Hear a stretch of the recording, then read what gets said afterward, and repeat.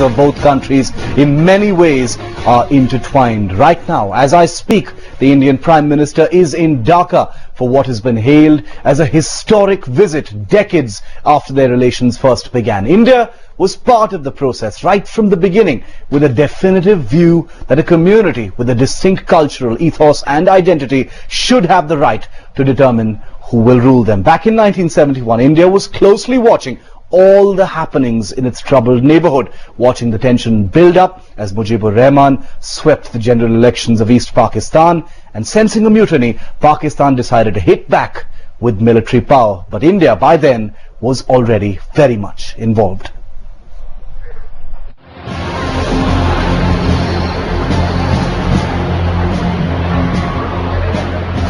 In the 1970 Pakistan elections, Sheikh Mujibur Rahman's Awami League won 160 of 300 seats in both East and West Pakistan.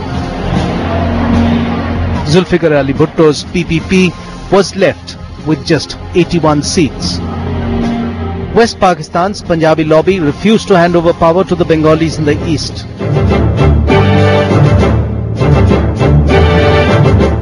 $50,000 Pakistan Army personnel was sent from West to East Pakistan by sea. And between Yahya Khan and Zulfikar Ali Bhutto, there was a conspiracy to deny power to the Bengali-speaking Pakistanis. So Mujibur Rahman at that point of time really gave an open call, and that was followed by the mass killing in Dhaka University and several cities of Bangladesh of Hindus, Muslims, all intellectual students and all that.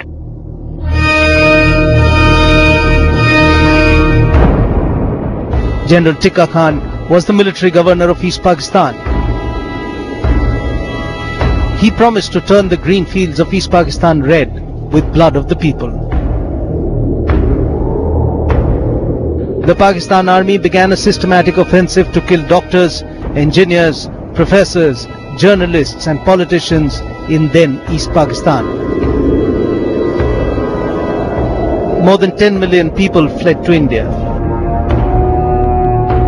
Nearly 3 crore people had fled to India to arrange for their tent accommodation, to arrange for their sanitation, to arrange for their food, to arrange for their health care. It was a tremendous pressure on the government of India. Among the 10 million refugees were scholars, farmers and even Bengali soldiers of the Pakistan Army who rebelled and fled to India. They were trained and armed by India's intelligence agencies and armed forces and tasked to take on Pakistan Army. Mukti Bahini guerrillas were launched inside Bangladesh to carry out raids and ambushes. Regular army formations of Mukti Bahini not only engaged the Pakistan Army platoons and companies, but also guided the Indian Army when operations to liberate East Pakistan began in December 1971.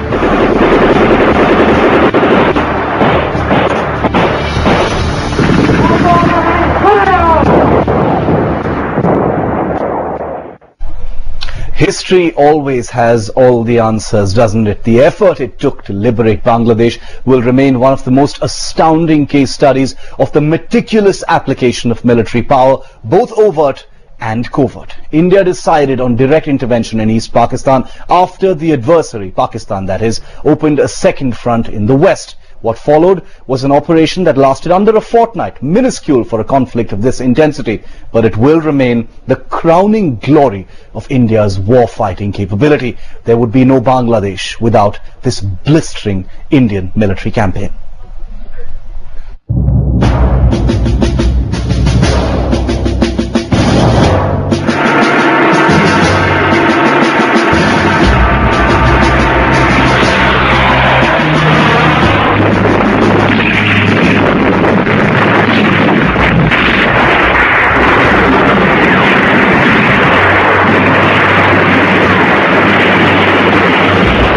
This was Blitzkrieg, a thundering multi-pronged offensive conducted with brilliant precision and planning.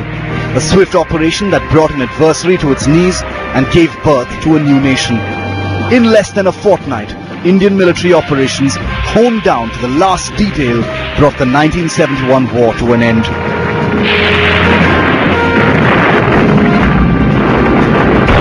We made it bypassing a war movement. It was mobility in this war, mobility. We bypassed and went on. We didn't fight any major battle except few skirmishes. We bypassed and went on to Dhaka. It was mobility. This same strategy was used by the Americans in the Second Gulf War. So it was mobility was the major answer. And the second thing and the most important thing really was logistics. The infrastructure and logistics was built up. We never had to look back. It took time to build it up and everything was in place. It was logistics that played a key role in our operations. The army held off the enemy in the west and made several tactical gains into Pakistani territory, making for some of the most memorable battles in the history of the war. But it is the operations in the east that will forever be noted for their singular brilliance.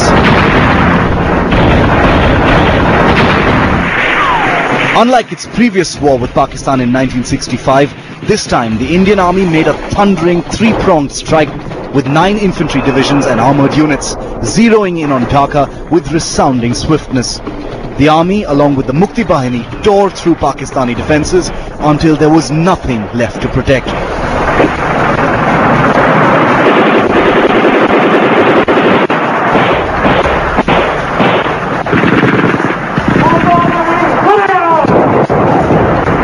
We assessed that Niazi would defend towns and territory. Therefore, he concentrated his forces on the border in the towns. Having known that, we then decided on our strategy. It was firstly, the final objective and main objective was Dhaka. The towns were defended. The next, that we would bypass the towns using subsidiary tracks. 2. The third thing, subsidiary objectives would be communications and command and control centers. And lastly, we would, by use of the Mukti Bahini, who played a major role in this war, a critical role, they attacked them to draw them to the border. The Army's Eastern Commander, Lieutenant General Jagjit Singh Arora, led the Indian thrust into East Pakistan and was famously responsible for the tactical planning that saw such rapid success. Aided by ceaseless strikes by the Air Force and a crucial naval blockade in the Bay of Bengal, the army was free to employ blitzkrieg techniques, smashing through every defense with fearsome regularity.